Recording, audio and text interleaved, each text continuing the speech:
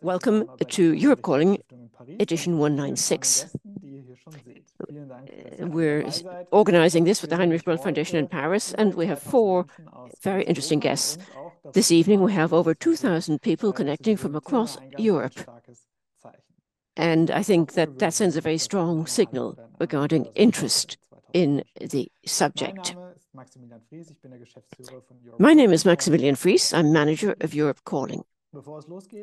And I'll be moderating events this evening. But before we get started, a couple of housekeeping announcements. We'll be alternating between French and German this evening, and I'd like to thank our four interpreters who will be interpreting for you into German, French, and English. You'll be able to select the language by clicking on the globe in the control bar at the bottom of your screen. As usual with Europe Calling, you can ask questions and you can rank questions asked. Use the Slido link for that. It's available on the chat. So that's where you can ask your questions and rank the questions of others. With 2,000 people connecting, that's the only way we can select the questions that really interest you. For each language, there's a separate space in Slido. Please feel free to use that so that I can keep track of things. And also, please write your name. It's always nicer than having to say anonymous user. And as always with Europe Calling, this event is being recorded and will afterwards be available on YouTube and podcast. Please bear that in mind when you ask your questions. And I'm now going to hand over to Marc Berthold, who is manager of the Paris office of the Heinrich Böll Foundation and thus responsible for affairs in France and Italy. It's great to have you with us this evening, Marc, and I'll give you the floor for your brief introduction. You have the floor. Thank you, Max.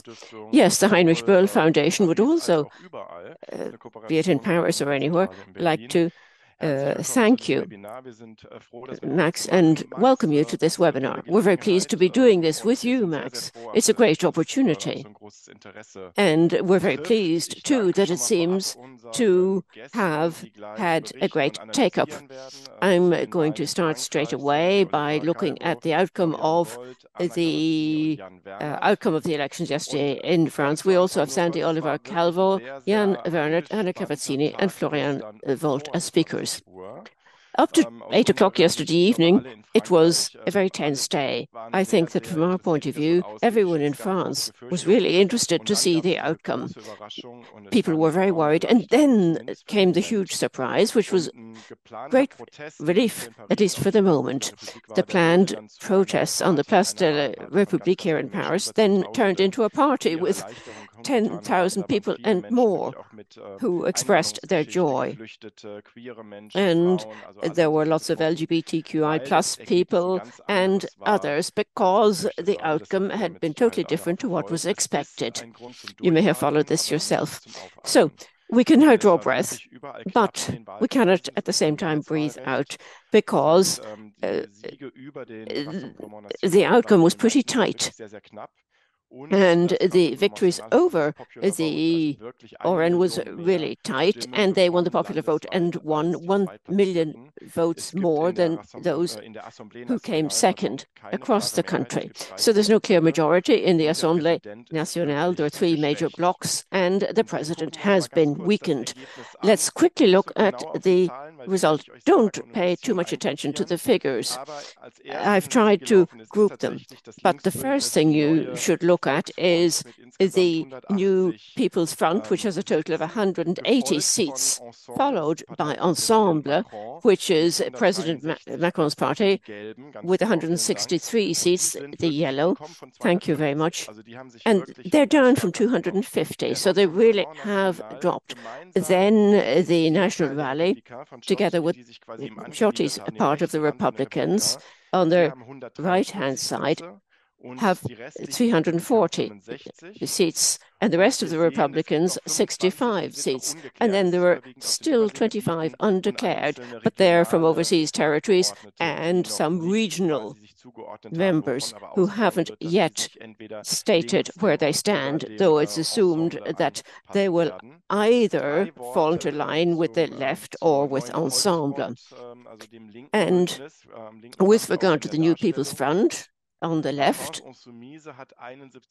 France Unbowed won 170 seats. That's Jean-Luc Mélenchon's party. They dropped slightly. And the Socialists rose to 64 seats in all, and the Greens too, together with Generation, another environmental party, have risen from 21 seats to 33. Then we've got the Communists with 9, and there are other left wings, of whom there are about 3 in all, which brings us to the 180 seats or so. And the strong powers now are on the left. There's been a real shift from Ensemble. Jean-Luc Mélenchon, the chair of France Unbowed, cannot really set the tone anymore, even if he's trying. As to where this journey will take us, we will hear from our colleagues, but it's as yet quite unclear. The president hasn't really come out with any clear statement, though he has requested the acting prime minister to remain in office until the National Assembly has been constituted. And also perhaps even beyond the Olympic Games starting in 3 weeks' time, so the country remains stable. However, basically the situation was totally unclear on the evening of the election count, except that the Greens may, for the first time, be able to have a say in forming the government. Back to you, Max. Thank you very much for that introduction. And now I want to tell you how things are going to go from here. We're going to hear from 4 different people about the outcome of the elections. We'll hear from Dr. Yann Wernert on the political side. Then Floriane would tell us how things stand from the point of view of women's. Then Sandy Olivar Calvo from the point of view of the Greens. And then Anna Cavazzini will look at the impact on Europe and particularly the European Parliament. After that, we will have time for your questions, and you've seen the link on the chat. And so that way, we hope to cover the entire spectrum. Obviously, we're going to have to try and select the questions to take the most representative ones. So here we go. Yann Wernert, Senior Policy Fellow at the Jacques Delors Centre in Berlin, where he has responsibility for German-French relations. Yann, you have the floor. Yes, thank you. Good evening. Thank you for the invitation. Now, Marc has already given us a bit of an overview as well. So I think it's hard to actually come to any conclusions on this. They rejected the far-right government, so it was clear that they had agreed, and this was seen in the high turnout as well, that that's what they wanted to do. But the second thing we need to note is that they didn't vote for something. They're very far from having what you could call an absolute majority, so it looks like there could be an undecided National Assembly. And then we have a third thing as well. They need to think about preparing for the next elections. That's probably going to happen in another year's time. The president can't dissolve the parliament before then, but I don't think that with what we've got now that we'll be able to move forward. It's not going to be much more than a transition government. Of course, something could happen, but I think that's very unlikely. And I'd like to just go back to the campaign. We had 4 really crazy weeks. It hadn't really been something that was expected. Everyone was taken by surprise. I think you were as well. There was the win by the RN for the European Parliament, and then the snap elections were called. So it really was a lot of pressure in a very short period of time. In a couple of days, they had to form alliances, they had to field candidates for the different rounds. And it was something that they hadn't really thought was possible, but it seemed to be some sort of collective panic that took hold. And some people just didn't stand up under the pressure. The Republicans divided into two groups, one that was pro-RN and then another that was more independent, but it's not exactly clear what they want.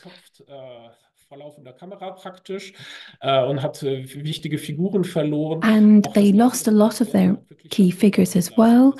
And the president didn't come out of it well either. There's not many who really stood by him. Even the prime minister said it was a strange decision. It seemed to have been taken by one person. Lots of people were very critical of the decision. So really, something got started that Macron couldn't stop anymore. Perhaps he was looking at 2027 and the next elections for the presidency and whether or not he can stand again. So that's going to be a real question there as well. That pressure also brought together other groups that wouldn't perhaps have naturally come together. There's been a lot of annoyance about what has been happening with the far left, the LFI. But the RN was always in the lead, and they hadn't really been fought back against in the first week. But then people were saying, well, what did they want in the program? Why does it seem to change every couple of days? What sort of candidates have they fielded? What is the background? Yeah, well, there seemed to be a lot of statements that were anti-Semitic, that were racist, that were being made, and the very polished image that they'd had started to become a bit tarnished. And I think that it is hard to look to the future. So there were some key issues, immigration, asylum, and they're sort of mixed up together. Domestic security, the finances, but what wasn't discussed or barely discussed was industrial policy, competitiveness, foreign policy, climate policy, agricultural policy, even though those were topics that had been much discussed at the start of the year. So that's what we'd have to say at this stage.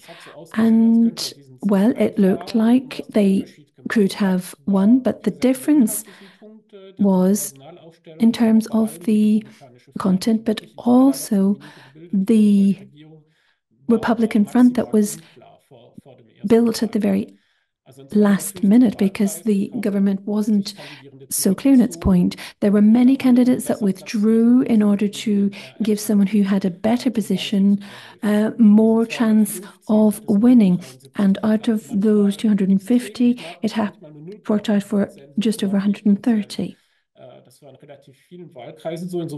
So that was a relatively large number of constituencies where that happened.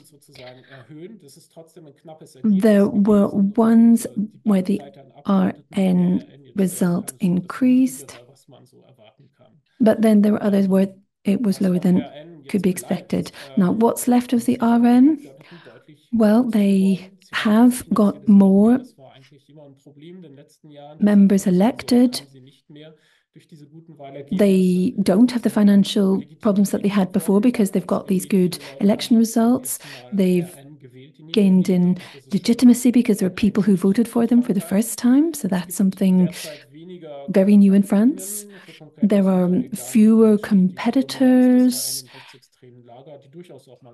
And the RN has become stronger in the European Parliament. Well, we're going to talk about that later. But the RN is the most united, strongest bloc in this new parliament that's just been elected. It's got about 35% of the votes. And that really is more than the entire left united. So that really is a firm foundation upon which they can build further. Now, what will happen when it comes to forming the government? Well, Ensemble and the New Popular Front, well,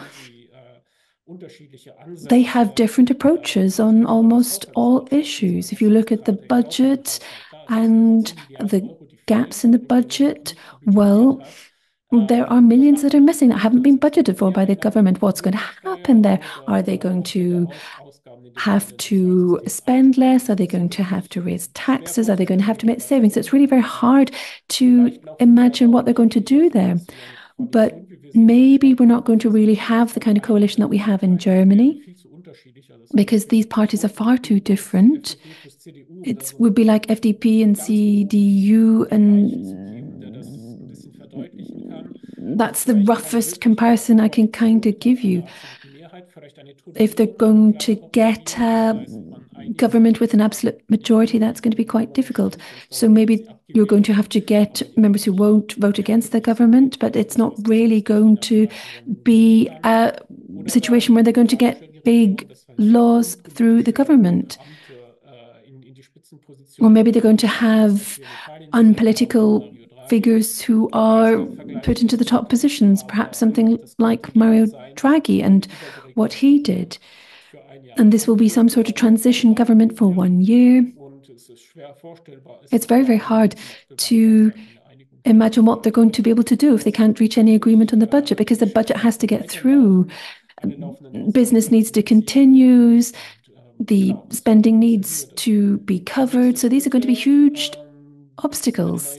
Now, the next steps to forming a government, well, that's up to the president. The National Assembly will meet for the first time on the 18th of July, and they may have already discussed about what could have happened and what could happen, but it's going to be very difficult to predict. But the government is saying we'll not work with LFI, never. LFI are saying, well, yes, of course we would quite like to be involved. But our entire program would have to be implemented. But I don't think anything like that could happen in a coalition, and especially not in this kind of broad grouping. When it comes to foreign policy, well, the good news here is that I think we're going to see things stand still. Problems with the EU, well, it might be the case that there's no agreement on many points. And that could also be a problem as well. But I think we'll come back to European policies later. But one key problem is going to be how they're going to divide up the balance of powers between the Prime Minister and the President if they're not from the same political background. I wrote a short text about that. There are constitutional issues that need to be borne in mind. And usually in this kind of formation, then it's the government that takes the lead. But how this might happen when you don't really have a government or an assembly that you can't rely on, then it's a bit like looking in a crystal ball. Midterm prospects, well, they have got a year now to work on policy projects, to get together, to think about what they want to develop, what they want to fight for. Those 4 weeks that we've just had were quite crazy, but it was an opportunity to see where strengths lay. But the shaky foundation is what they have. There are certain preferences that have been expressed. There's a lot of xenophobia. There are racist statements being made. People think this is good. And there's going to be a lot of right-wing media that's going to be pushing this discourse, pushing these issues. And I don't really think that a transition government's going to have much force. I think there's going to be people who are very dissatisfied with the current situation. There was a small percentage of protest votes that were involved. And there was the feeling that they already had in 2017 that they just wanted to change everything, start afresh. That was partly what Macron was trying to do. Now, this is the sort of thing that people are being drawn to the RN for. People say, well, we haven't tried that before, We haven't tried that before, so let's do that. So that's kind of what people were saying.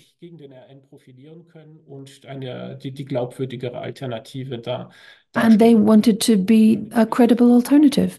And so that would just conclude my initial presentation. I look forward to hearing what the others have to say. Thank you.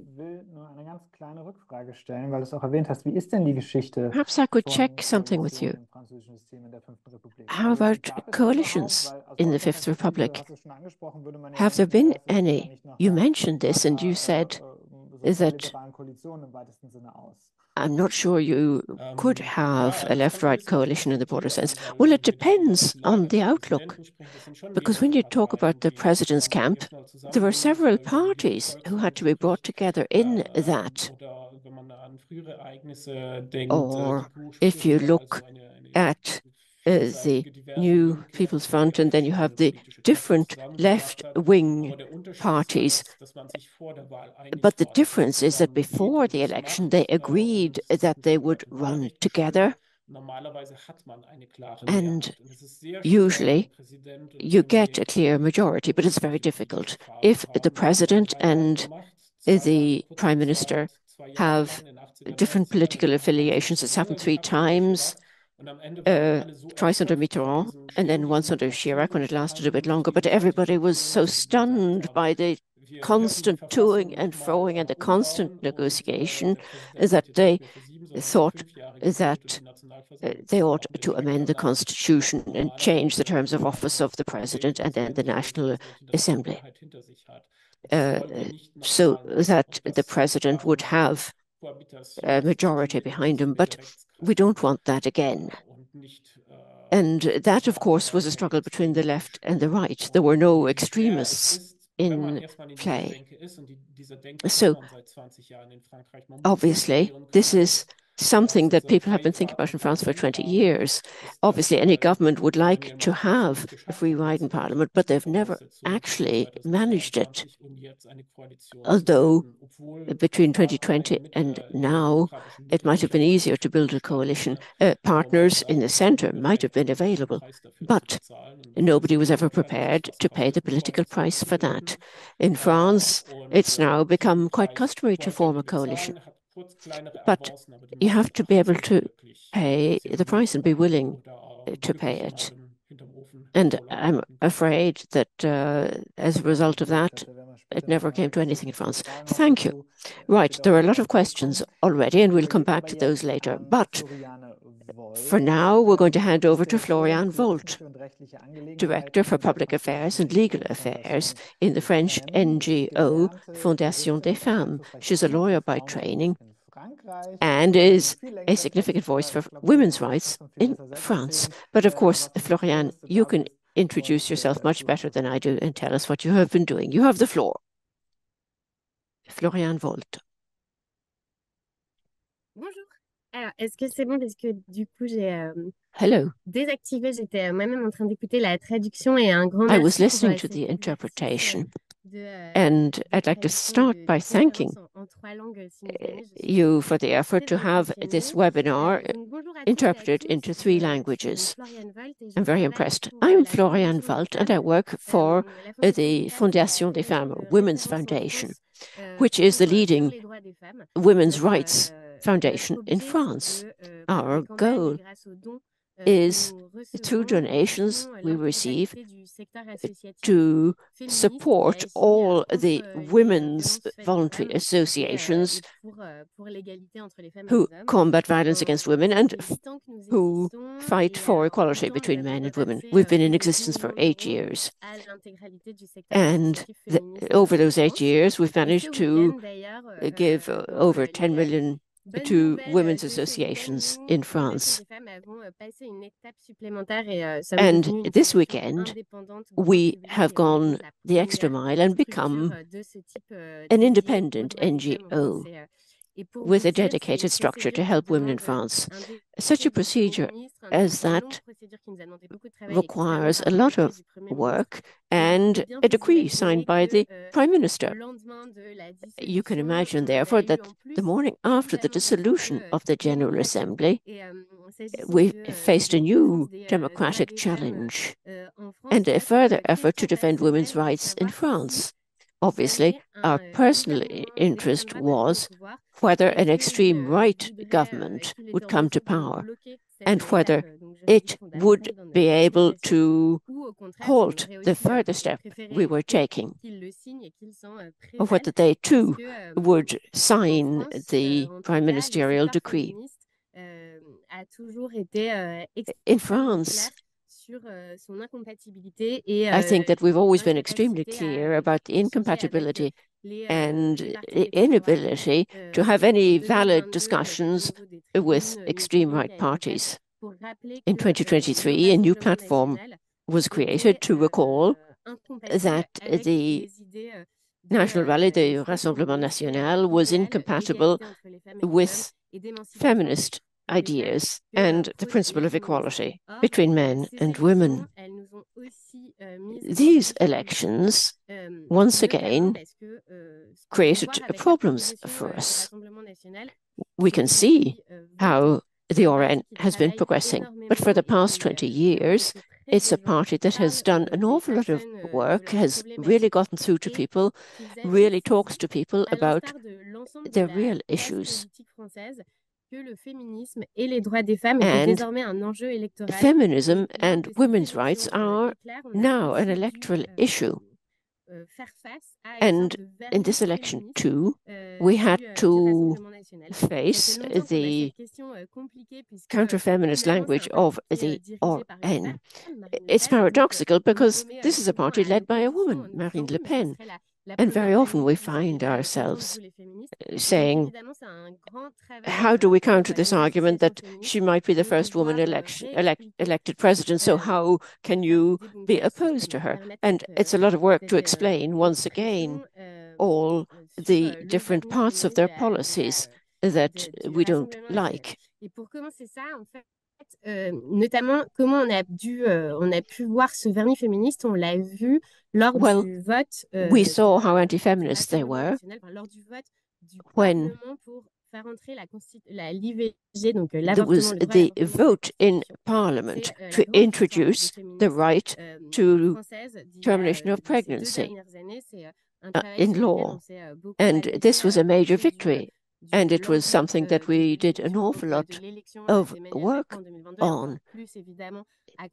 Immediately after Emmanuel Macron's election, particularly after the Supreme Court judgment in the US in January 2022, and we finally managed to pull off this victory in March 2024 when the vote was held and the Fondation des Femmes really celebrated the vote. And from the Trocadero, opposite the Tour Eiffel, we screened the voting and the outcome of the vote.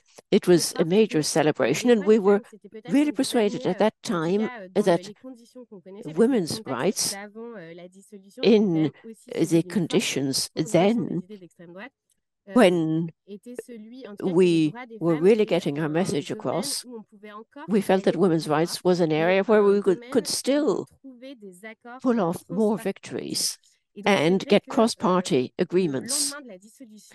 But of course, the morning after the dissolution of the General Assembly, feminists saw immediately the clash between the celebratory mood in March 2024 and the trap the election of an extreme right government might lead to for us. So we were very aware of that. And we never ceased trying to persuade those who were against abortion being allowed under the Constitution, i.e. those on the extreme right, is that reproductive rights are rights which are always under threat by reactionary extreme right forces around the world. And in the US, there was the Supreme Court ruling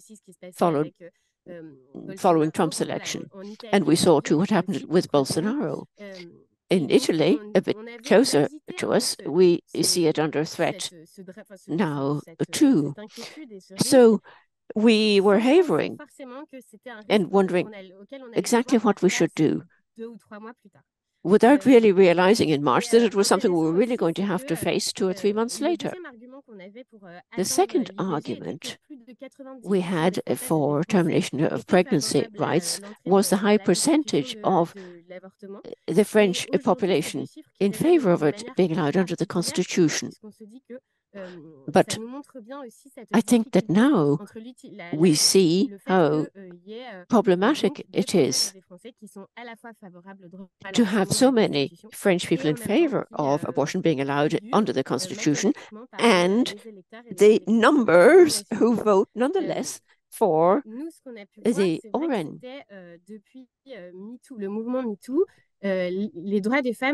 What we see is that women's rights are a challenge and an issue much covered by the media. But also politicians are keeping a close eye on it. Since 2017, when Emmanuel Macron came to power, about 10 acts have been enacted on women's rights, particularly regarding sexual violence, pay equality, and so on.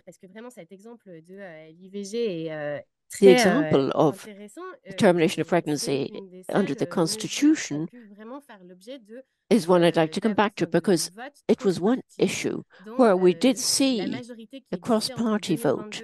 The majority between 2022 and the 9th of June 2024 was not an absolute majority.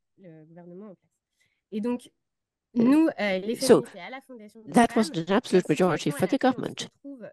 And the situation we found ourselves in on the 10th of June, the morning after the European elections and the dissolution of the General Assembly, was that the European elections showed a real progression in the number of women elected for the Rassemblement National. 17% of women voted for the RN in the previous election, but twice that percentage of women is now voting for them. So it's the actual votes cast for them by the electorate, not the number of women elected. And this is something that I think should give us pause for thought. When the campaign started, I think that we saw the complete absence of any discourse amongst the parties about the real issues and women's voting rights, even on the left. We felt that this was a pivotal question.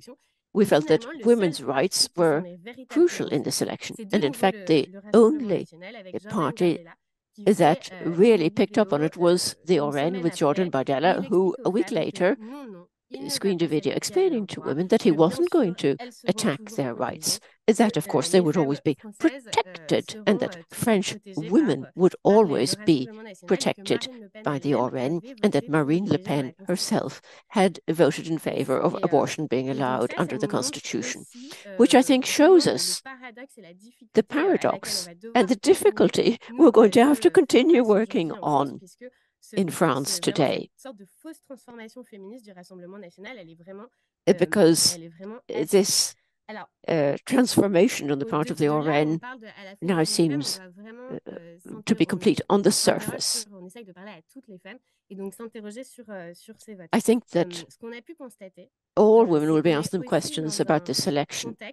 What we've also seen is that we're now operating in a paradoxical context. The first paradox is that the measures and laws relating to women are extremely popular, but at the same time, for some months and years now, we have seen a kind of backlash un retour de bâton, c'est-à-dire on voyait aussi with une progression regression, de l'adhésion à really, des idées and more people signing up to anti-feminist ideas.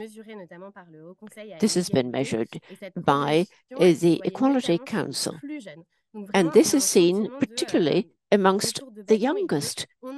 And so we get this backlash with people saying, you're doing too much, you're going too far, you should pipe down a bit. With more people signing up to more masculinist ideas.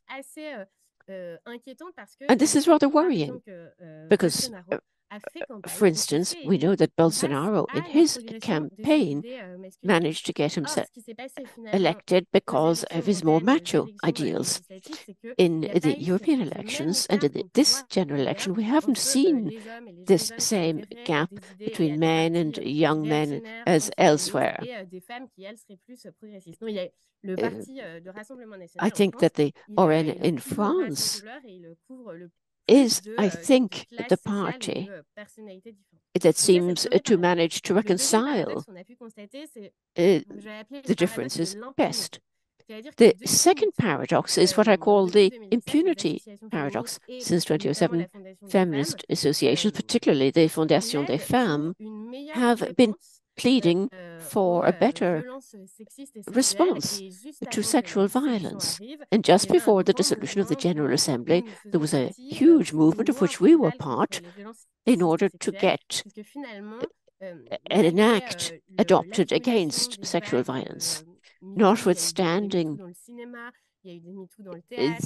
everything that was done with ads in the cinema and with movements in the church, we saw that the government was calling for action and it did enact laws, but our feeling was that it was never sufficiently anchored. And for 6 months now in Judith Godrèche, we had someone who once again launched discussion about impunity for perpetrators of sexual violence in France.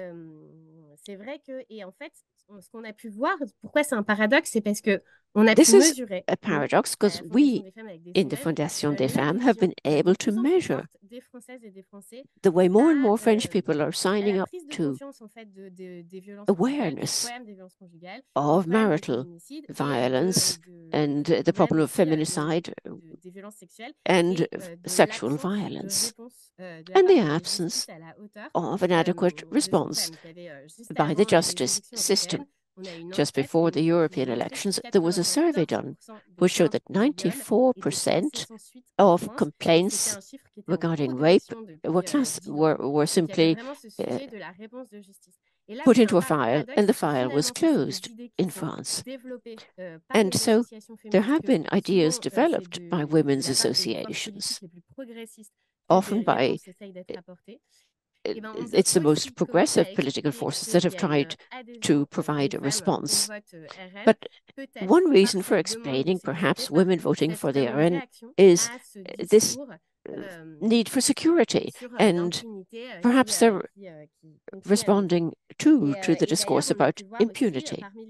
We've also seen, amongst what has been said, that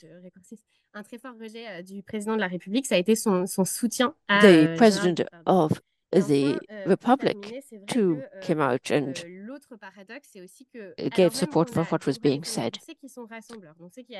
We know that the RN assembles people, and we have seen to some people not being allowed to hold a debate with Gabriel Attal and Jordan Bardella. And I think that we see the party as a result losing 36% of its vote in the previous election. Civil society has supported a very large movement bringing together all the women's associations. We had a demonstration which attracted about 100,000 people in France on the 23rd of June. And in the Fondation des Femmes, we are also putting forward the idea that you need to respond to the anger. And you need to respond to the impunity.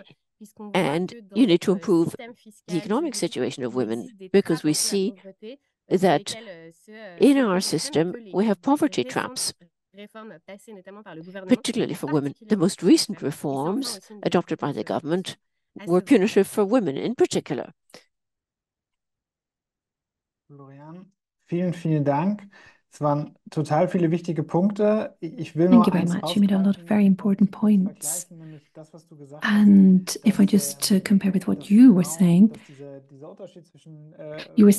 that there's this difference between the women who do a vote for the far right. And actually, that was something that we saw in Germany very clearly as well. So we had almost the exact same percentages of women.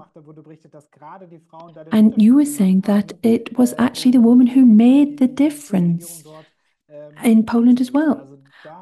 When it came to ending the PiS government, I think maybe we need to talk about this as well. I think you gave us a very good introduction. You made many different points. You talked about the role of women and their role when it comes to the rise of the far right and stopping it as well. So I'm very curious to hear what the others will have to say as well. So thank you very much, Floriane. Now we'll move on to Sandy Olivar Calvo. She is a French climate activist and she looks at climate and environmental protection, and she works for Greenpeace France. And Sandy, it's great to have you here. You have the floor. Thank you. Good evening, everyone. Thank you for this invitation, and thank you for providing the interpretation as well. It's working very well. So I would like to talk about the links between the RN and the climate and the risks that there are to climate policies and what the rise of the far right means. And I'd also like to comment about the impact on organisations like ours in France. So just very briefly about the general context. Well, in 2018 to 2019, in France, climate issues were really a very hot topic. It was a hot topic across Europe, but it was very, very important in France as well. There were the big climate marches, and they really put the issue of the climate and the environment at the top of the political agenda. It got media attention as well. There were the green issues that were becoming much more popular in contrast to the climate skeptics. And in 2019, the Greens did very, very well. And there were so many people who were out in the streets for green issues. Now, it's different today. The climate movement is still there, but it's very different. There are a lot of actions that perhaps I could say are radical, but that's a very complex term. Greenpeace is also involved in these actions, but there are less, more popular, broad, wide-reaching actions. And there has been a certain backlash. We've seen that, for example, with feminist issues as well. And we've had this for the green issues. So I'd like to talk about what that backlash looks like in practice. But before I do that, I'd like to talk more about the RN and climate. Well, a few years ago, even only 2 years ago, the party leader, Marine Le Pen, in 2022, had a position which was really very close to climate skepticism. She questioned various different things. She questioned the scientific effect of greenhouse gases and human involvement in global warming. So these were very climate skeptic positions in the past. Today, it's not as clear. There are a lot of politicians and members who have spoken in the media, and you can find their climate skeptic positions as well, but they did know that they should be careful here, that it wasn't perhaps good to have such obvious climate skeptic position. So it's much more subtle now. And that's why they're talking about punitive ecology. They use this term, punitive ecology. La pollution, de limiter les émissions de gaz à effet de serre, se heurte à ce discours de l'écologie punitive qui a été And when you talk about limiting and restricting emissions and so on, they talk about this punitive ecology effect. Now, this point's going to sound obvious, but I'll make it anyway. We want to strengthen what we've achieved in terms of protecting the environment and the social rights as well. But you have these climate skeptic measures, and they go against the aims of the Paris agreements and the aims to cut emissions. So I'd just like to comment on the measures sector by sector, whether it's an effect. So when it comes to energy, during the campaign, their key measure was reducing VAT on certain products. And they wanted to bring it down from 20 to 5% for gas and for fuels and for electricity. So that was very practical. So that then suggests that you can continue with a model that is dependent on fossil fuels, that's dependent on oil and gas, and that you can actually support the consumption of those sources of energy instead of having a fair social transition to other forms of energy. So that really was at the heart of their campaign and their policies. And then another key part to their energy policy would be to further develop nuclear. That's a huge issue in France. At the moment, we're only talking about nuclear. So they're talking about nuclear energy when it comes to the environment. They're talking about these reactors, and they want to really ramp up nuclear power. They're talking about the lack of expertise and how difficult it is to build these new reactors in France and so on. And so, of course, this means that there is clear opposition to renewable energies. The RN, for many years now, has talked about actually bringing down the wind turbines in France and dismantling them. It's not just that they don't want to build new ones, but actually for many years they've been talking about taking down the wind turbines that there are. So that is something that they're saying they shouldn't be part of our energy mix. But that is, of course, what we need for this green transition. And at European level, at French level, they vote against every proposal that would help to improve energy efficiency, whether that's to speed up a transition to renewables, or whether it's to improve the energy efficiency of buildings and housing, which use a lot of energy. There are millions of French people who have, they're living with fuel poverty.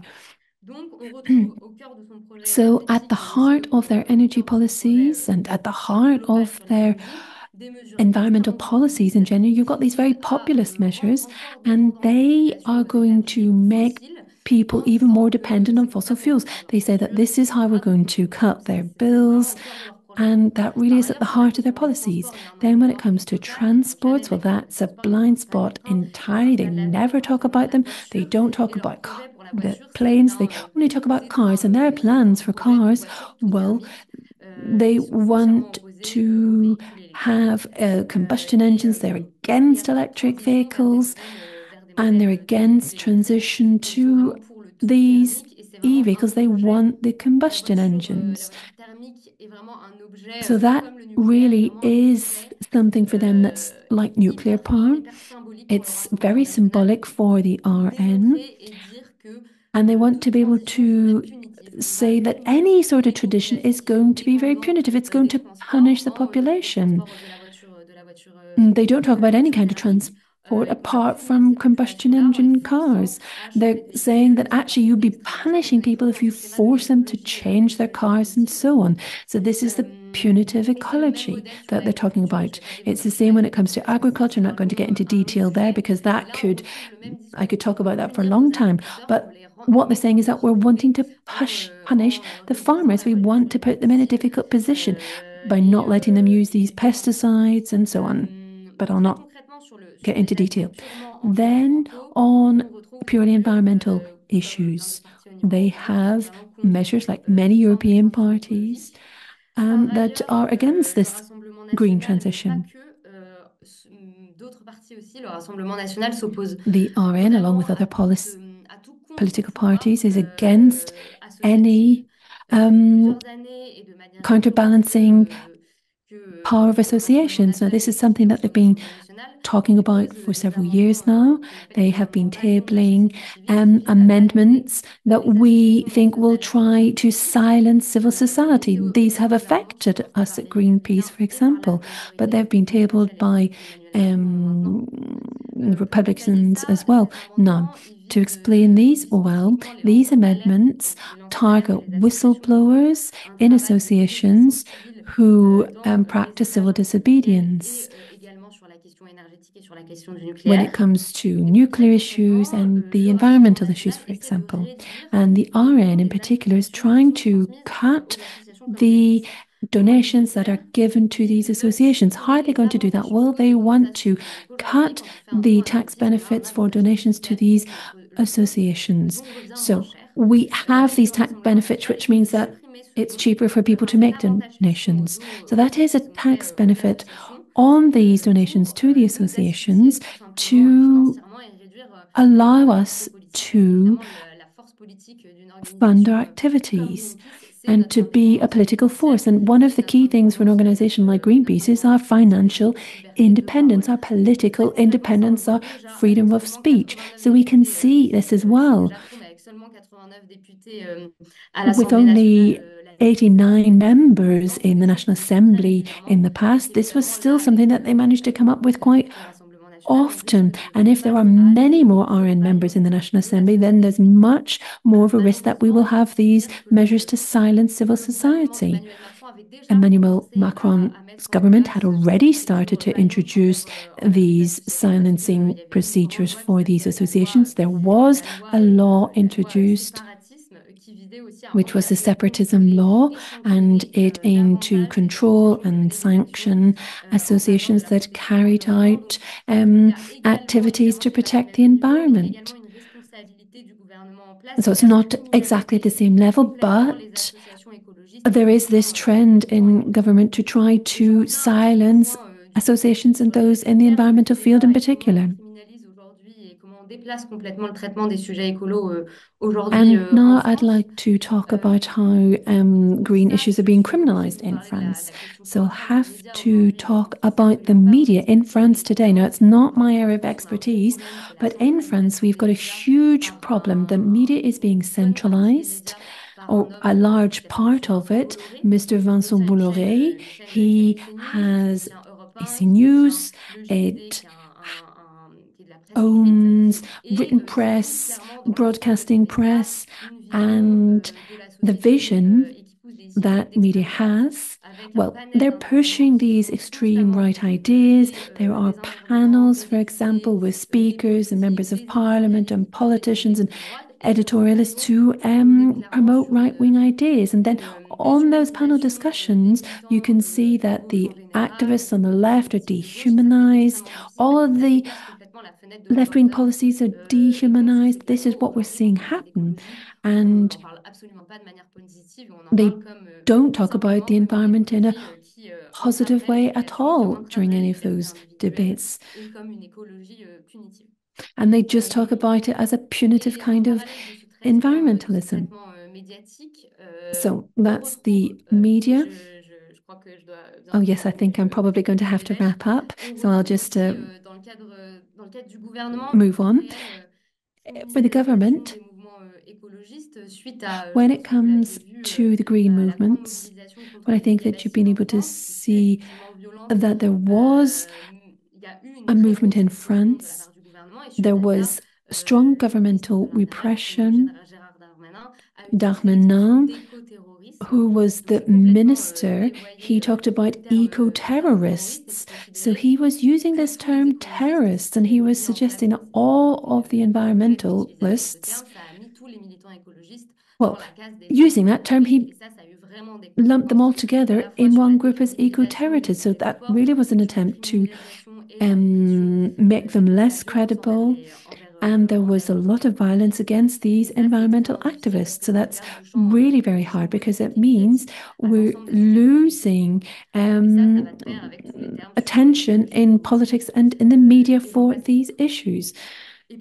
I could say more, but I'll just conclude.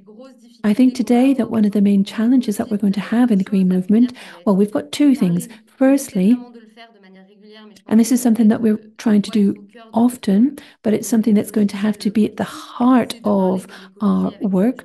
We need to talk about the environment and about how it's going to change people's lives and how you can do that in a sustainable way. The issue of purchasing power is very important when it comes to the environment as well. But then there's another political issue at stake as well. We have a huge database at Greenpeace, that's 1 million people, and amongst those, you've got some people who would be supporting our aim, but they don't understand that their positions are so against ours. And they need to understand that the RM policies will not be effective for reducing greenhouse gas emissions. Thank you. I have to say that a lot of this would be supported by the FDP and the CSU in Germany, opposition to electric vehicles and so on. And obviously, if you follow politics closely, you'll see what there is in common between a right-wing conservative movement, which is against environmental protection. This is not a French discovery. It's not a German invention. It all sounds very much like a playbook. Obviously, we have had the Green Deal, but I must say that when I saw the campaign, it reminded me very much of what we hear from the opposition in Germany. And I think that you have to really reflect on what that means. But with this, I'd like to hand over now to Anna Cavazzini. Congratulations on your re-election for the Greens as a German MEP. I think that you may still be chair of the Internal Market Committee, though, of course, this has to be reformed, and you may become chair of it again. We don't yet know. But the Internal Market Committee is one of the most influential committees in the European Parliament. And as you may have seen already, we've had Anna Cavazzini on Europe Calling before. We're very much looking forward to hearing your reaction on the impact of the outcome of the French elections on the European Union and European Parliament in general. Well, thank you to Europe Calling and the Heinrich Böll Foundation for organizing this wonderful webinar. I think it's important that we keep an eye on what's happening in the different countries because, of course, national debates and national legislation still matters a great deal. So thank you for organizing this. And I'd like to make a couple of comments from a German point of view and a European point of view following the outcome of this election in which there was great interest in Germany too. To introduce the point of view of Brussels, though of course there's no Brussels as such, but I think we can say in a very general way that Brussels was very surprised by Macron's announcement to call a new election. This has been mentioned several times this evening already. And I think there were now a couple of people saying, well, it paid off for him because he did manage to get still some support for his own camp. But I think that what Macron did was not such a good idea. And I don't think it served him well. Nonetheless, I was relieved at the end of yesterday evening to see what the outcome was and to see the celebrations of all those who had campaigned. And I think there's a general feeling in Europe, which was reflected here. Democratic forces can win, and we saw this in the UK too. And it makes sense for Democrats to work together because then they can achieve more than if they act individually. I think that's a very strong signal, particularly in the current context. And it's important too for the question of where Europe goes from here. Nonetheless, and I think that this point was made by Dr. Wernert at the beginning. It's important to look too at why the RN has nonetheless become so strong, because the extent to which they were able to build on their vote was really rather shocking. And we've got to look around Europe too and see where we can learn lessons and work out how we can undermine the extreme right. And obviously, when something works in one country, you can learn from it, but there are national components at play here too, and they're national. Obviously, in France, you have Macron's personality and his approach to politics. I think that that too may have contributed to the extreme right and their share of the vote becoming greater. Look, it's a generalization, but obviously our French speakers may take a different view, but I think we can see that Macron's policy, with a very dirigiste approach, laying down the law, imposing things on people, tends to just forget about people's reaction. And in the transformation politics, and I'd say the same in Germany, we need to really analyze the different factors that contributed to this election outcome. But I've been asked to talk about what the outcome means for Brussels and the negotiations on the positions of Commission President and the coming years. I think that we've got to compare it briefly with what happened under the previous government. In the Parliament, particularly as a committee chair, I took part in multiple trilogues where the Commission, the Council and the European Parliament have to reach a compromise, and under a French presidency too. And I think that we in Germany were always fairly positive about Macron and his party because he's very Europe-friendly than he may have seemed internally in France. But from a Green point of view, there were clashes. The two biggest that occur to me were the taxonomy and nuclear power, which Macron really pushed, or the agreement on the supply chain legislation. France proposed removing the entire financial sector from it. So the French government can be a strong partner, but I think it may become harder. And it was, I think, said at the beginning that it's all still very unclear where things are going to go from here in France. There might be a technocratic government. There might be a minority government. with, say, the left-wing alliance forming the government. But there are various options. And I think that we in Brussels have to basically reckon with anything happening. If there's a technocratic government, for instance, on many files, they may not take a lead. They may just go along with the majority. But if you have a minority government of the left and the French Greens in it, I think that would be their preferred option, in fact.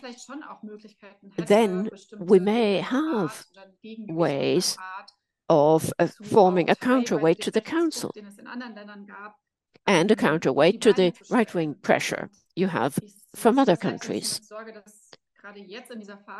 So in this stage, in this particular phase, you have to see whether you have an outcome of the election which is really just a mandate to continue business as usual, or whether there's a strong mandate for a given mission, or whether there's a vacuum emerging. And obviously, the big fear was that the right wing would come to power. But I think that in Brussels, we make a lot of important decisions, and we need France. And Dr. Wernert could perhaps put things for us in a political and legal analysis, and whether can President Macron now appoint the next commissioner from France, Thierry Le Breton, for instance? Can he reappoint him? As regards what decisions will be made in the Council, it's all very unclear now, and there'll be a lot of waiting to see. Finally, looking at the programs, the manifestos, and particularly the idea that the left-wing alliance might play a bigger part in France now, I think it will become very interesting. There will be some shifts occurring in content as well, content of policy, that is.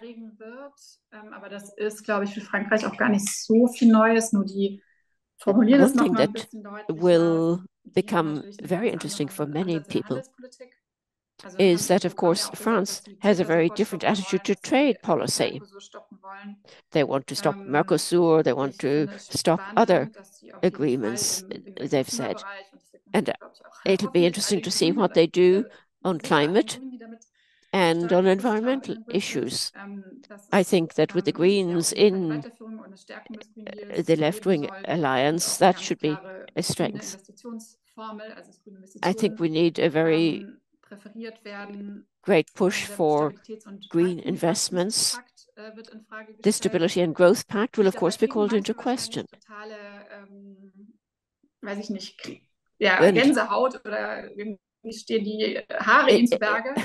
It gives me gooseflesh, but I don't think it's that dangerous for the European group, because we said the current legislative proposals are too much of an interference and don't leave enough room for the green environmental policies we really need. And with regard to the consensus on green industrial policy, I think that we can make lots of policies greener. And so we're looking forward to see how it pans out. But for the moment, things are still extremely unclear. Thank you. Well, I think that it's now time for questions. Nochmal eine Runde weiterdrehen, was Anna jetzt gerade gesagt hat, weil wir haben auch von Floriane und von Sandy, aber eigentlich von allen so ein bisschen hat man gemerkt, so die Erwartung ist we have heard from all of you, and there seem to be a lot of expectations here as well. And I've been changing the text for the webinar so many times because we wanted to see what was coming out of the election results. Now, I've got two questions. So I'll give the floor to Yann Wernert first. He can lead in, and then Sandy and Floriane and Marc. So in your fields, what could the NFP, what could a left-green government, a left-green prime minister do better for women's rights, the environment, for French politics in general? So we've heard what the RN would do, but what could a left-green alliance do? And I'd like to start this with a question to Yann Wernert. Today, Le Pen said that the tide is rising for the RN and that its success has only been postponed, not ended. Would you agree? Is it right that we should only be talking about the RN being elected again, or do we have hope? No, that's right. It's right. We should be talking about this. We should be talking about what will happen over the next year. And I did paint a fairly bleak picture as to what could happen. They're not going to disappear. And really, we are maybe going to have to deal with this again next year or in 3 years. That political force is not going to disappear. They're not going to drop to 0%. If they had been a normal party, they would have had a majority. So in 2022, we saw what the presidential got and the majority that they have, but they're not getting this because everyone else is so sure that they do not want this government. So what would the left-green alliance do? Well, it came together very quickly, didn't have any time to discuss fundamental problems, but it did achieve its main aim to prevent the RN government. So that was what brought it together, despite all of their differences. But it is a very fragile alliance because the LFI is monopolizing a lot there in terms of their position. Then there are also issues with anti-Semitism. There's the issue of trying to put the parliament into a deadlock. There are issues about the pensions reform. There could be many, many ways that you could block the procedures as well. So if you've watched any of the debates in the national parliament, you get a headache. It really is very, very tiring. It's very difficult. It's a challenge. It's a party that's not ready for any kind of compromise, and they have managed to get together with the New Popular Front and do what the presidential group didn't. And so this is what they have done in the last 2 years. So there's this duality here. But it's really quite clear that the LFI is one that is disputed a lot. And there's no full majority here. And because you're going to have to look at what Ensemble is going to do as well. Werden eher darüber sprechen müssen, was dann danach Neues entstehen kann. So they're going to have to look at what they're going to do. You're going to have to think about what new is going to have to happen. Well, I'd still like to pass the question on as well. I'd like to know what the others think as well. I'd like to know what Floriane would think too. So what are the issues here? When you sit and think about it, if you think that there could be a left-green government, what should they do in practice for women's rights? What hope do we have? Yes, we. Well, When it comes to women's rights, and this is what we've seen in recent years, we see that it is one where all the political parties want to be involved. They want to table laws and so on. Even RN wanted to table laws concerning endometriosis because they know that is a way to get women to vote for them. So, the NFP, well, one of the issues is going to be women's issues. That's where progress could be made. That's where laws could be adopted because there is this cross-party will to do so. Now, if you want to look at the specific program of the NFP and the feminist rights, well, you would like to see a budget to fight domestic violence and violence against women, 2.6 billion euro.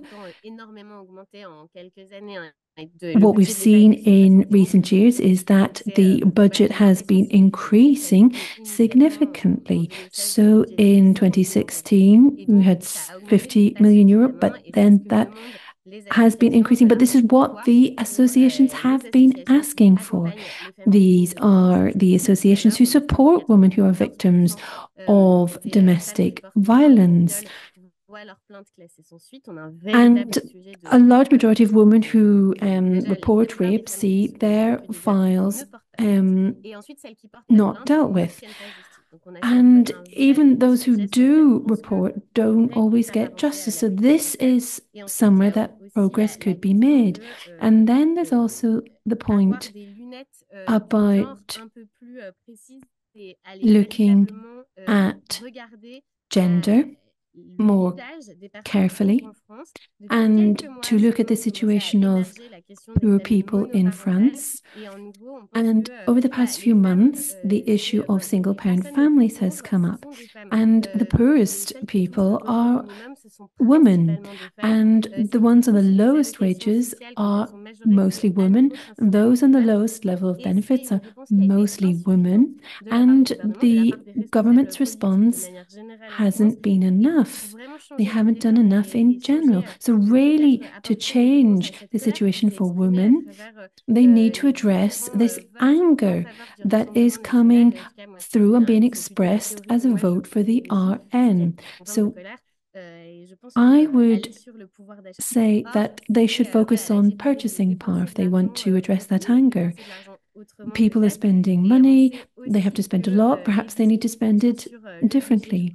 So I think the budget is an issue. That was something that was already mentioned by Yann Wernert, but there are going to be the budget negotiations, and that's going to be very tricky.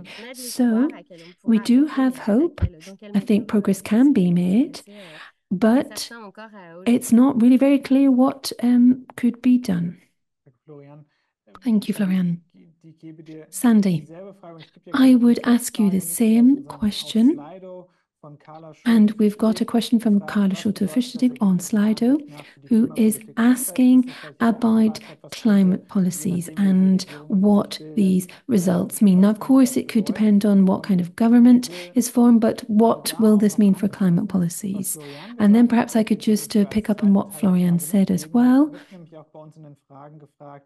And here in the questions, people are asking about what climate policy could look like, especially if this is going to be affecting poorer sections of the population. Yes.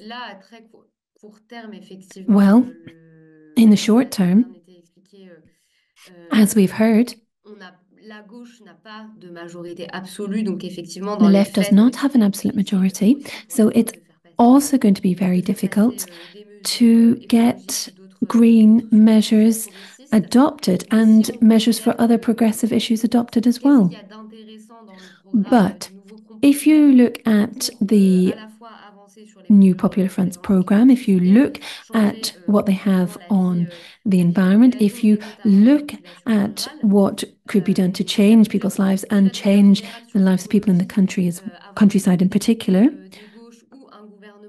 well, if you have more members from the left, if you have a government on the left, then that could have a positive effect on the environmental issues because they wouldn't be seeing it as a problem the way that it has been presented, as I mentioned before.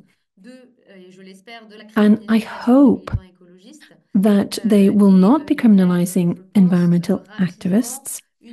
And I think that perhaps very quickly they could put some projects on hold, for example. So they could stop building certain large projects. And then, of course, when you look at the associations on the left, even if you have a left-wing government, you also need to make sure that there is pressure put on by the citizens to make sure that these initiatives are implemented. So even if they've got an attractive program, and if we have the left-wing government, we still need to have citizen pressure. And then I also mentioned some specific measures that are in the new Popular Funds program that would be very effective if it comes to improving purchasing power, cutting emissions, and improving the situation for French people. Well, that would include improving policies on better building energy efficiency, also addressing the price of organic products, or also introducing a tax on the highest fortunes and assets in France in order to be able to fund environmental projects. So citizens still need to put the pressure on.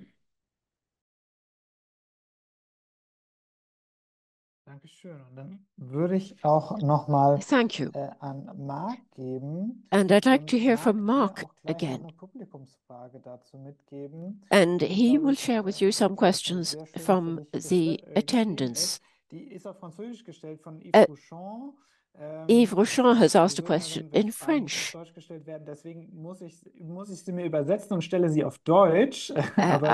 I need to get it translated into German, but basically it's how can the compromise culture so popular in German and which predominates in the European Parliament be transferred to France? How can we replace the culture of power with a culture of service? It fits great with what I was just thinking, a way of contributing to this discussion. Because there are a lot of heads in the Élysée Palace and in party headquarters, be it on the left wing or in Ensemble. There are a lot of questions being asked because we haven't such a situation as this before. Without a majority and without a properly formed coalition, it's practically impossible to have anything adopted in a democratic way. All parties and alliances have gone into the election over this weekend with their maximum demands, because of course that's a way of attracting the voters, and it doesn't go for the new People's Front or for Ensemble.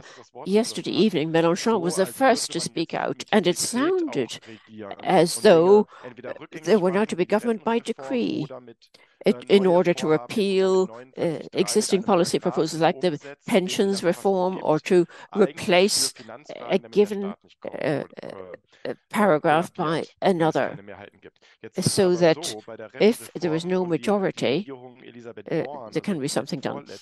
But the previous government, but one, that of Elisabeth Born, always applied paragraph 49.3, and the New People's Front took to the streets, claiming it was undemocratic. But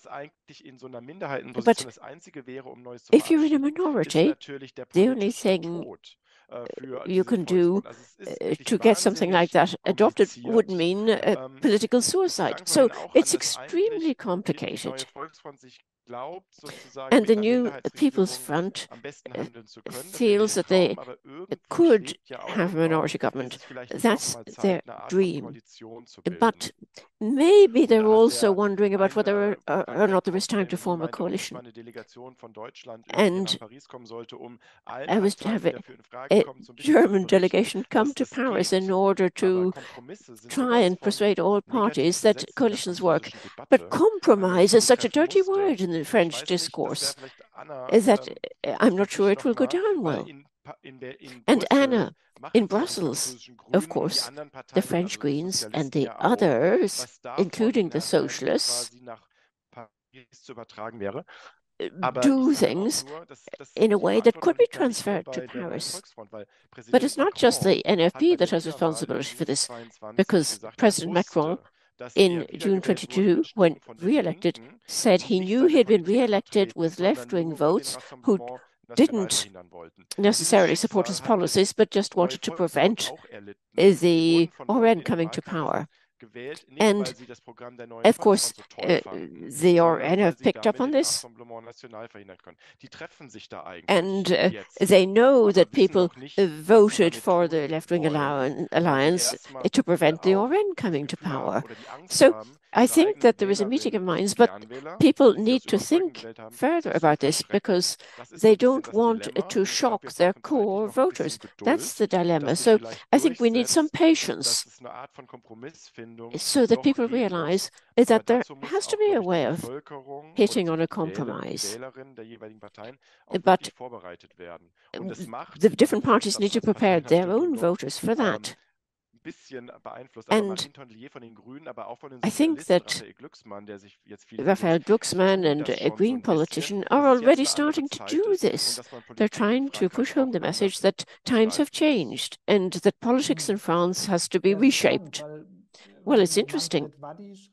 Manfred Wade has said in Slido that there's a discussion about the voting system in France too, and a change of system. This is an interesting subject because it was the majority vote that managed to keep the RN small in terms of seats. Because if it were proportional by way of a system, they would have got more seats. And so I'd be interested in hearing from Yann, but also I want to hear from Anna on compromise. But that's basically the question. Has the time come for a constitutional reform, a constitutional amendment? And will that, I think, become an issue? But let's hear from Anna on compromising. And then we'll hear perhaps about the constitutional issue. Yes, it's an interesting question, because when it comes to compromising,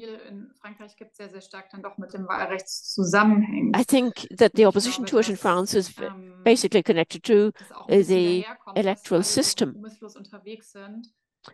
People are not prepared to compromise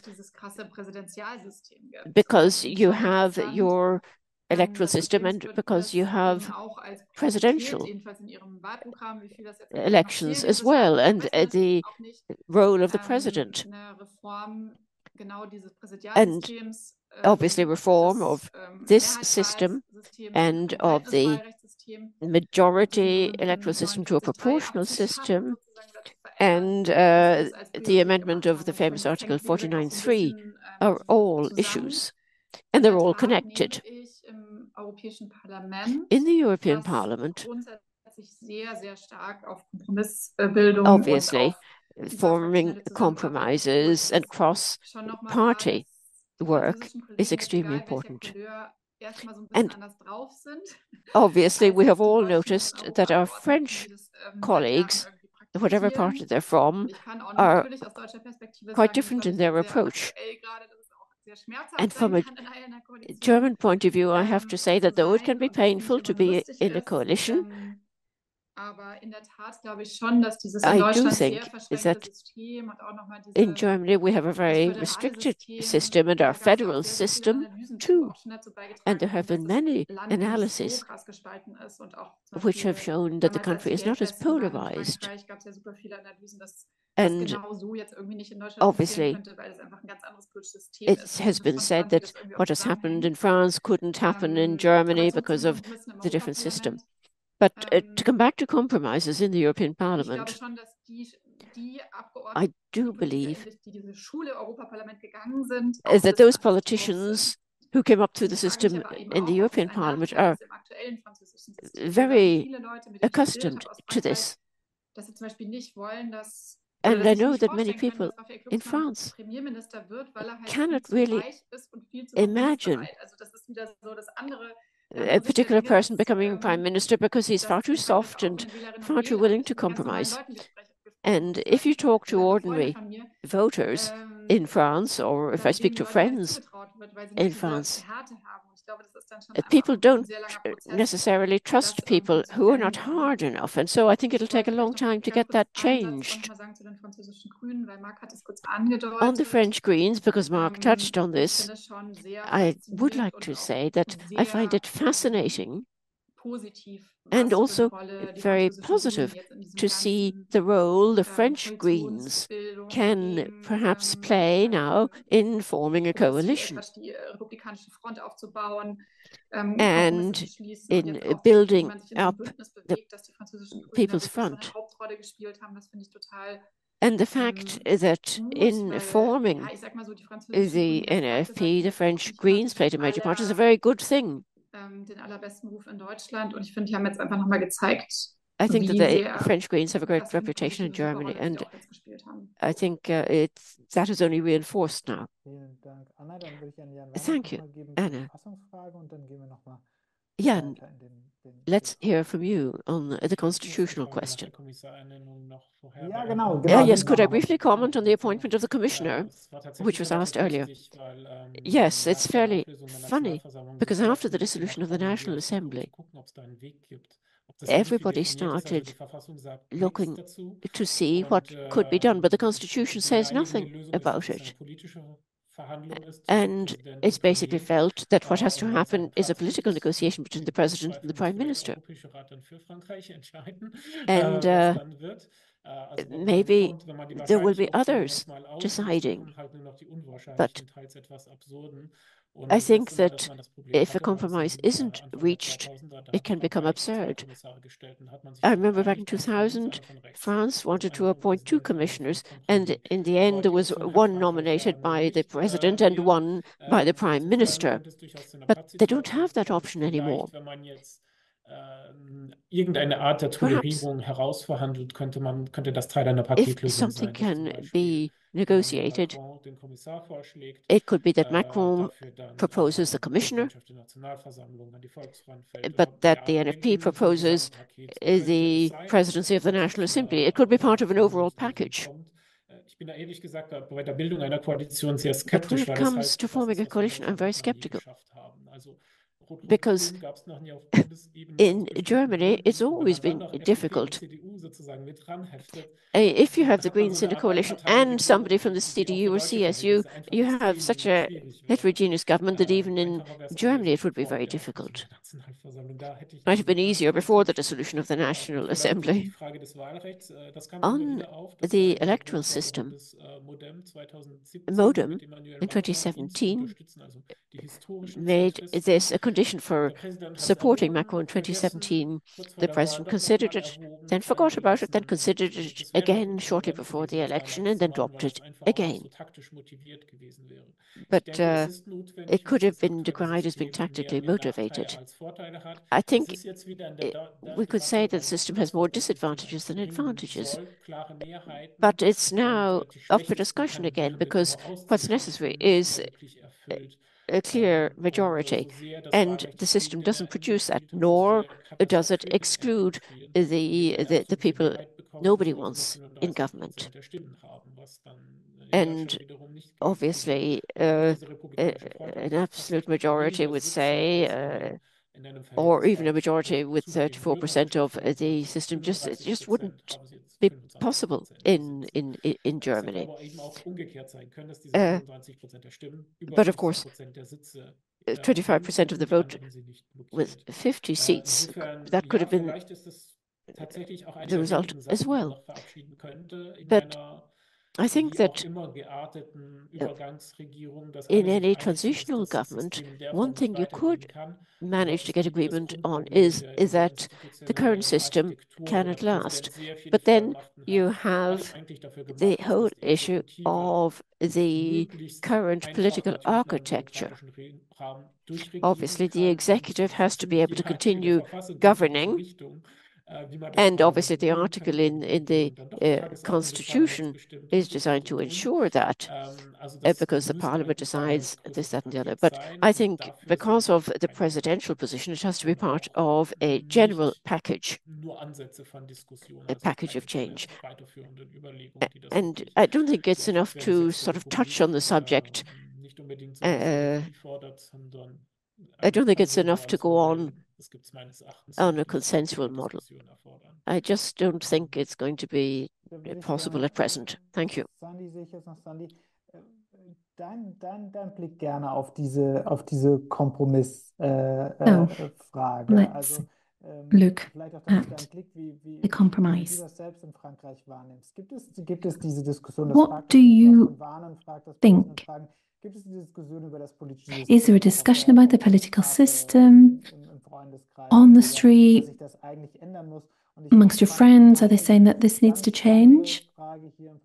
This is a very, very interesting question here that we've got in French.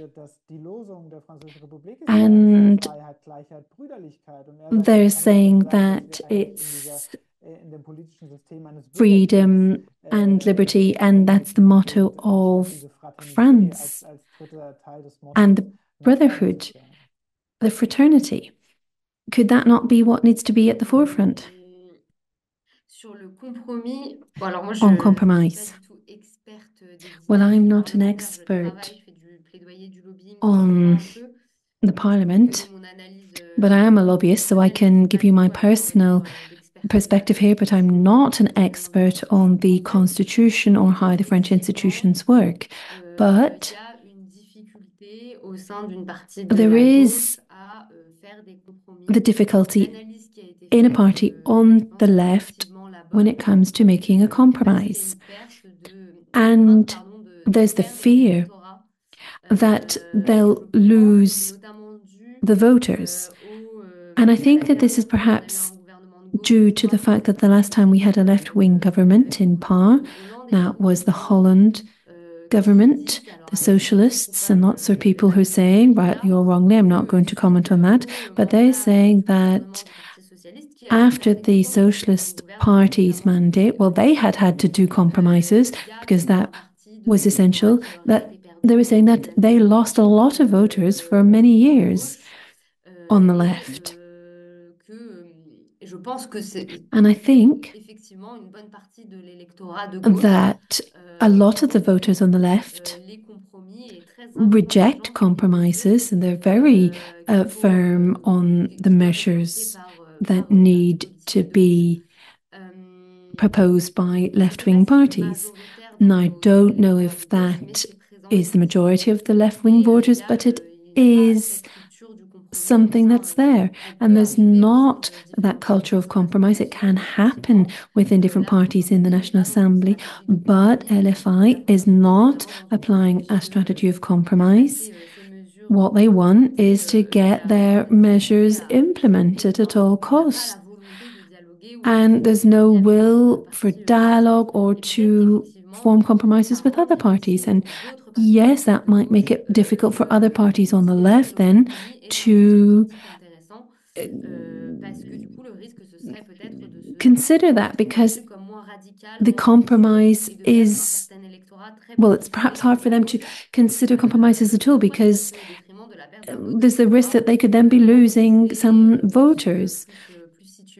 But maybe you could get the voters who are less politicized, who are closer to the center. So I think that's part of the debate here. How do you keep these voters who are in the big cities, they're progressive. They find progressive issues very important. They support social and environmental issues. But how can you keep those voters whilst you're also trying to get voters as well who will think that compromise is an option? But that is not the strategy taken by LFI. And that really is at the heart of the debate at the minute, because the Greens and the Socialist Party are saying that you do have to work towards this compromise and it's going to be essential to govern. But LFI is going to refuse that. Then on freedom, equality and fraternity, well, yes, of course, that is at the heart of the French Republic. But unfortunately, we can see that it is being questioned by RN policies, which are gaining more and more space. I think 10 million votes is what they gained. So, well, we have had a victory because we made sure that the RN didn't get the government, but it is the biggest political party in France in terms of the numbers of voters. You need to bear that in mind, be aware of it.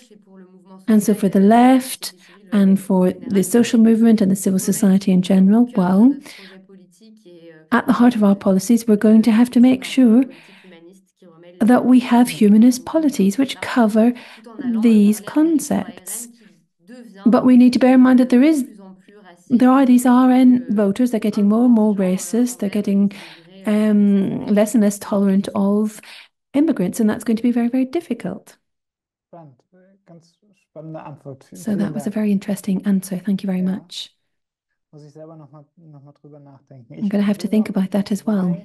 Now, I have two questions I would like to take from the Slido, and then I have a couple of questions I want to take live. I've got a question for Marc. Marc, Sibylle is asking about the number of women. That's a question for Floriane, but actually she had to leave us because her babysitter had to leave, so we have to thank her in her absence. But we have a question here about the number of women and the number of people with a migration background. How can those high figures of RN voters be explained? And so I think that if we look at the votes and the voices of the Muslim committee, we've got a question from Wolf. He's asking about the left wing and the anti-Semitism and the campus occupation and so on. And why is this being allowed on the streets? So this is the question. And this comes following the war in Gaza, following Israel-Gaza, and we know that that did play a big role in the UK as well. And this played a big role when it came to the European elections as well. So, Marc, what do you think about this? What do we know about the way these people voted from these communities? Okay, so there were a lot of questions there as well. There were so many different ones, so I'll try and pick some out. So there are more women who have voted RN, and for many years now, their strategies have been normalized. And that's been done by Marine Le Pen. Her tone has changed. She, unlike AfD in Germany, she has been developing an approach that appeals to women. And when it comes to the strategic choice of Jordan Bardella as a young, smart politician who's not aggressive, he's basically one who attracted a younger generation of women, well, a younger generation at least. I don't know if gender played a role there. But despite this normalization of RN, now they've been doing that over a process of years, but during that very short election campaign, they looked at all of these issues. They looked at purchasing power, violence against women. These were always given a racist turn. So they were saying when it comes to purchasing power, it's because you have to spend on immigrants. That's why prices have gone up. When it comes to climate change, well, it's the imports from abroad. It's not emissions in France. Now, whether or not that has anything to do with reality and whether or not they can actually change that, because of course, if you're going to produce goods in France, you're going to produce emissions as well. And this is where it gets very difficult. It's the issue of violence against women. And they're only saying it's the Arab or Muslim men. So they're saying that the majority of violence that takes place against women happens at home. That's actually being ignored. And it's also similar when it comes to anti-Semitism.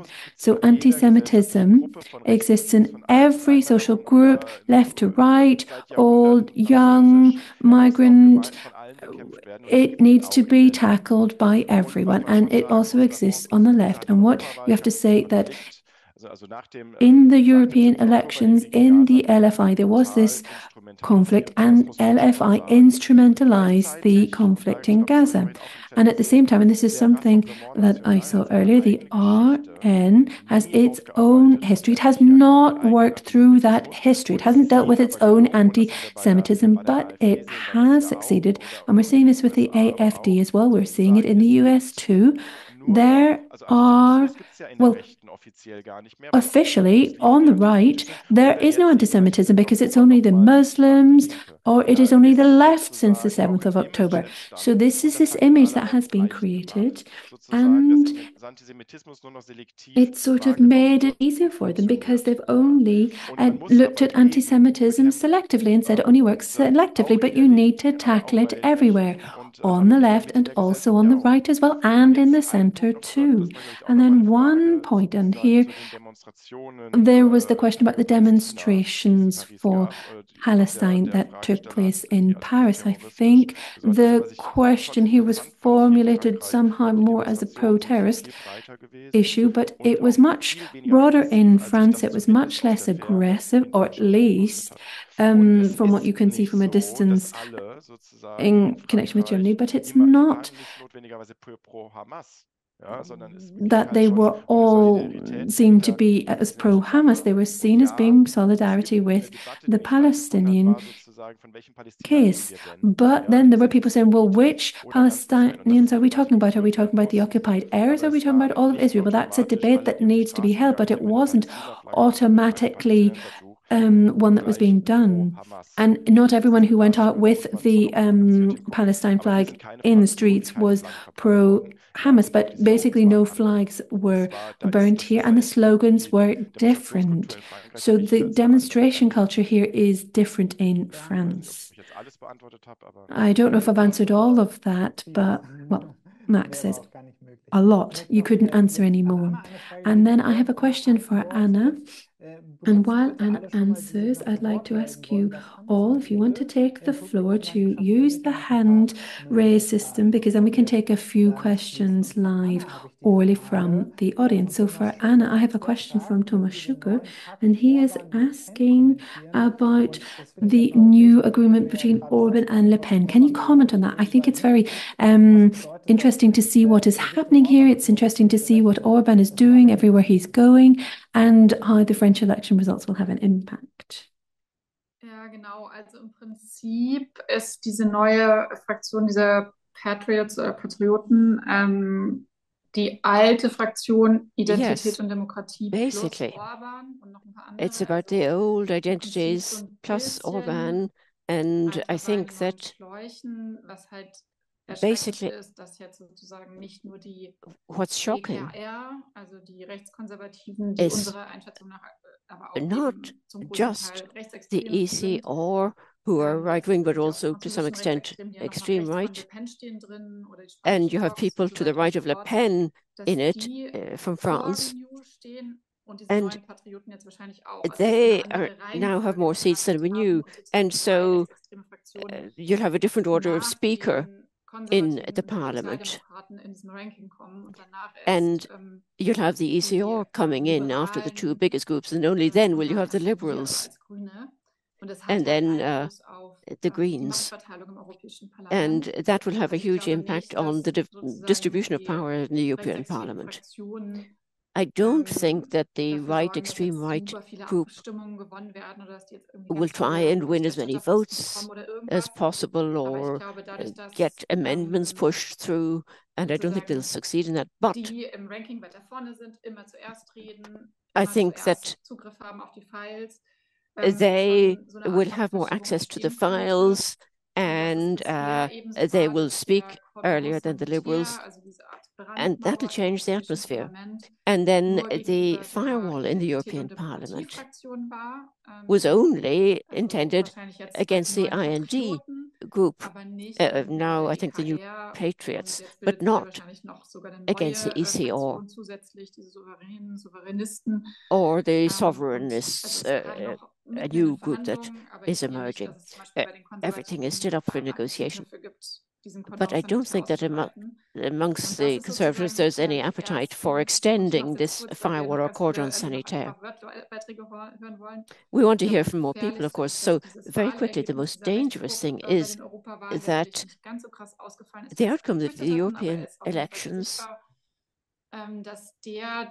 with more right-wing members adopted means that I think it means that we will have a shift to the right. You see this from what Manfred Weber says, as chair of the EPP, and the big right bloc will, I think, only shift their own position to the right. We've seen this happen in many different countries too.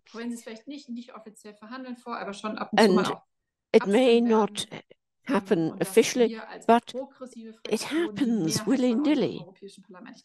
And the progressives will lose their majority in the European Parliament. That's the biggest change and the biggest danger that we face. I could spend more time talking about it, but we don't have much time left. Yes, well, I think you've answered quite a few questions. I'm going to try now and select a few more. Let's start with Wolfgang Schneider. Wolfram, I'm going to give you the floor to ask a quick question, in fact. Wolfram Schneider. Yes, could you unmute, please?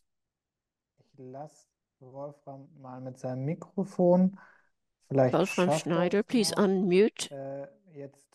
Okay, while we're waiting, let's try and someone else. Sibylle Gruner. Sibylle, you have the floor. Yeah, she's lost. Yes, can you hear me? Yes. In this entire constellation, what strikes me is that Macron is much weakened, whereas Meloni and Orban are getting stronger. And of course, Orban now has a rotating presidency of the Council of Ministers for 6 months. And the question is, how, as Democrats, can we negotiate in a reasonable way and remain democratic ourselves? Thank you, Sibylle. Well, I guess that question is to Anna Cavazzini. I can give you the floor to reply. And if anyone else from the panel wants to take the floor, then please feel free. Thank you, says Anna Cavazzini. Thank you for the question. I think I've partly answered it already. In the European Parliament, we have pro-European, pro-democratic majorities, but the question is, how do we make use of that? The first test next week will be the election of the European Commission president.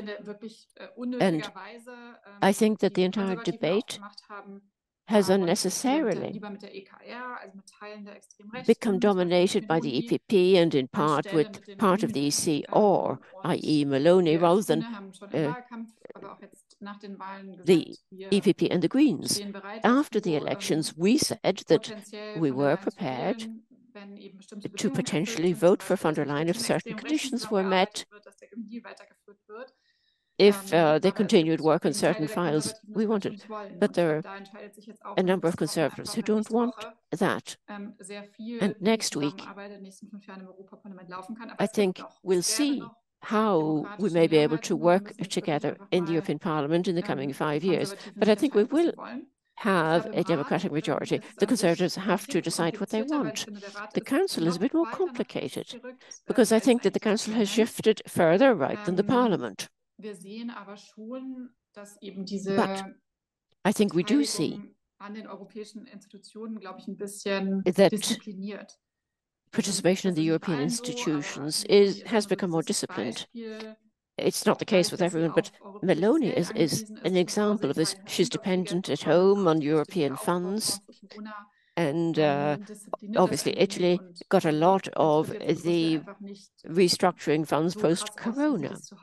And so I don't think that she can be as blatant as she can be at home. I think that minority rights are endangered in Italy, but in Brussels, she's still trying to be fairly respectable. Obviously, we've regained Poland. The biggest problem is still Orban and Fico, the PM in Slovakia, because very often they support China and they're friendly to Putin. So we're facing difficult times. But with Orban and the Ukraine issue, I think we've got to find a way of handling it. It's very depressing that he now has the rotating presidency of the Council of Ministers. But obviously, he now has to lead the negotiations. The job of the President of the Council of Ministers is to try and find compromises. And Orban and his government officials are going to have to try and do that. So that might help. Unmute, Max. Joas Scholz is next because he's managed to unmute himself. Well, in contrast to what threatens us after the next US election, I don't think that we feel so nauseous as we may. I wrote in English because I think that I was told I should, but I'm going to now put my question in German because I can communicate better in German. I think it's important that Macron and the Green and the left get together and engage in smart politics in order to counter Marine Le Pen. Full stop and question mark. Ja. Da würde ich Yann jetzt noch mal reingeben, dass er sagt, was er die ganze Zeit sagt, dass es dafür keine großen Chancen gibt. Because you've been saying that things don't look so good. But would you like to come back in on this before we close? Because I think that basically we have little hope that we will get a reasonable government. So perhaps we could hear from you briefly on that. Yes, it doesn't necessarily mean that anyone will emerge strengthened if we do get a coalition government. But I think that calls for public order will only increase.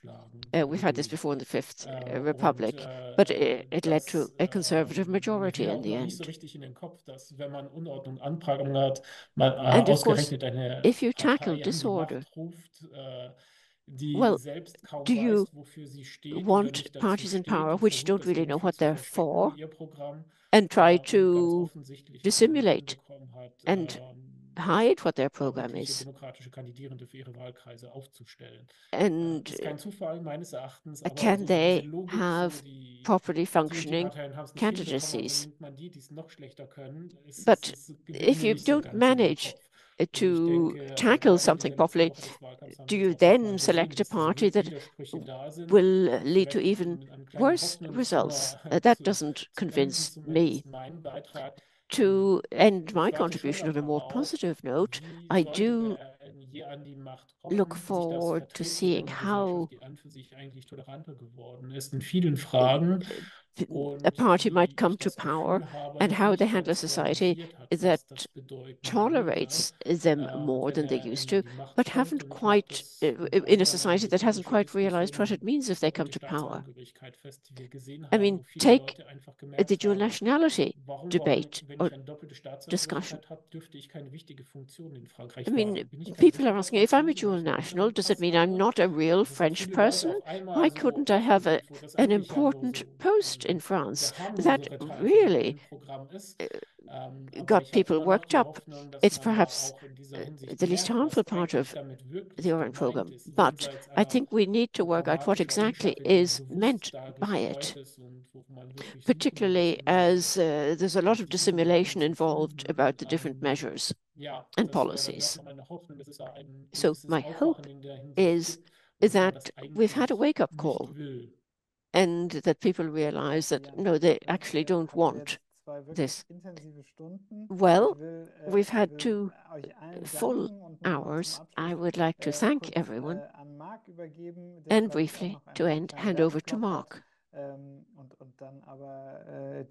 for some concluding words, and then we'll close this webinar regarding the future of French politics and what it means for Europe. I think one lesson we can draw from this evening is that there are many different possibilities. And obviously, in the coming weeks and months, we will see something emerging. But thank you all very much indeed for this very interesting 2 hours. Marc, in conclusion, yes, I too believe that we've gained time. Yann said this at the beginning. One positive I'll go home with in terms of civil society is that I think that there has been an awakening on the part of political civil society. And you even get French national football team footballers speaking out. And I think that for a party democracy, this is going to help, whether it's between now and the next parliamentary election or between now and the next presidential election. This podcast is only in German, and in the chat I wrote in German, but in 3 weeks' time, the Olympic Games start. Obviously, this will represent a challenge, but we have created a podcast on this. The link is on the chat. There'll be a sequence of 5, and I'd just like to thank Yann, Sandy, Anna, and Floriane in absentia for having devoted 2 hours of your evenings to us. We know it's a big ask, but thank you very much. Thank you too to all those who connected, and thanks to you, Max, for being moderator and for your cooperation for organizing this together with us. So thank you in my name and on behalf of the Heinrich Böll Foundation. Thank you too on behalf of Europe Calling. Thanks to all who connected, and the huge interest shown, the fact that 2,000 people registered in order to discuss this, sends a very strong signal for the whole idea of Europe. We're now going to take a summer break in Europe Calling. We'll be back after the summer. We might, though, spontaneously have something else organized, depending on what elections are called in the meantime. But I wish you all a very refreshing summer holiday and enjoy the summer until the next version of Europe Calling.